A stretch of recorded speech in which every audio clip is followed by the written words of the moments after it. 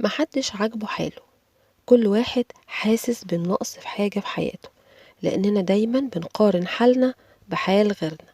اللي راكب عربية غالية عايز يركب أغلى، واللي راكب أغلى عايز أغلى وأغلى. لو عايز تحس إنك راضي، الرضا بيكون باختيارك. يعني النقص بيكون جواك مش حواليك. انت مش ناقص حاجة علشان توصل لحالة السلام الداخلي. ايه هي الحاجات اللي بتحسسك ان في حاجة ناقصاك؟ الحقيقة ان في كذا حاجة، كلهم تحت فكرة ان نفسنا في حاجة ومش قادرين نجيبها، مع اننا شايفين ان الناس معاهم الحاجة دي وعادية، يعني فطبيعي انها تكون معانا. علشان كده بنحس بالنقص. وده زاد جدا في عصر السوشيال ميديا اللي احنا موجودين فيه. بنقارن دايما بين اللي عندنا وعند غيرنا. كل حاجة بقت معروضة على صفحات السوشيال ميديا، لدرجة اننا بقينا ان الحاجات اللي نفسنا فيها موجودة ومتاحة وسهلة. المشكلة فينا احنا، عشان كده بنحس بالنقص، مع ان الحمد لله كل واحد عنده اللي غيره نفسه فيه. الاعلانات مثلا دايما تحسسك بالنقص، ويحسسوك ان المنتج اللي بيبيعوه هيكمل النقص اللي عندك وهيسعدك كمان. الانسان اتولد في معاناة، وربنا بيقول لقد خلقنا الإنسان في كبد. علشان تحس بالرضا، بطل تعمل اللي المجتمع متوقعه منك. اعمل اللي انت بتحبه، متخليش المظاهر تبهرك.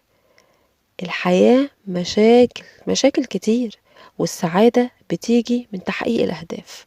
سيب المشاكل، ما تقعدش تفكر طول عمرك في المشاكل. فكر ازاي احقق هدفي وازاي انجح. طول ما انت عندك هدف في حياتك هتكون سعيد. ومش معنى انك حققت الهدف اللي بتسعى له يبقى كده انا خلاص خلصت وعملت اللي عليا. لا، خلص الهدف وابتدي في هدف تاني. عيش طول عمرك بتفكر في الهدف اللي وراك. فكر انك تنجح. بيل جيتس مثلا، رغم انه حقق نجاحات كتير ومن اغنى 10 رجال في العالم، تفتكروا هو خلاص اكتفى بكده؟ لا، قاعد بيفكر ازاي ينجح، ازاي يعلي نفسه، ازاي يكسب فلوس. هي دي السعادة. لازم يكون عندك هدف بتسعى له. اتعب في حاجة بتحبها، كده كده هنتعب في حياتنا، يبقى نتعب في حاجة نكون بنحبها.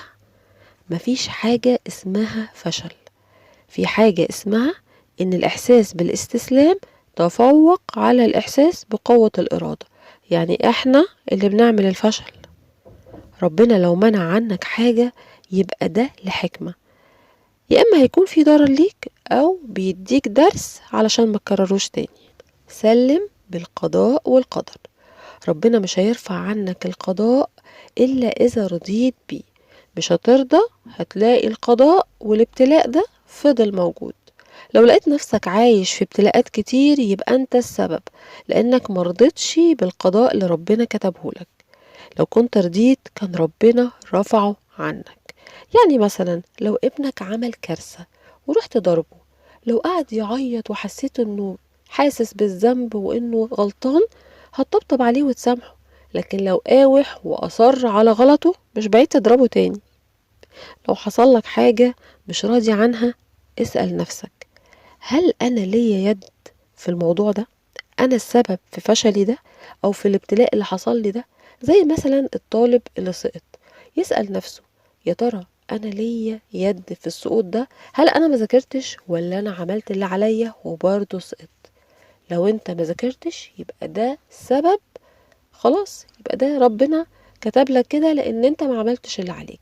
لكن لو ذاكرت وعملت اللي عليك وبرضه سقط، يبقى ربنا ليه حكمة في كده. يا اما السنه دي ما كنتش هتجيب المجموع اللي هيحقق لك طموحاتك، يا اما كنت هتتحسد، يا اما كنت هتتغر مثلا.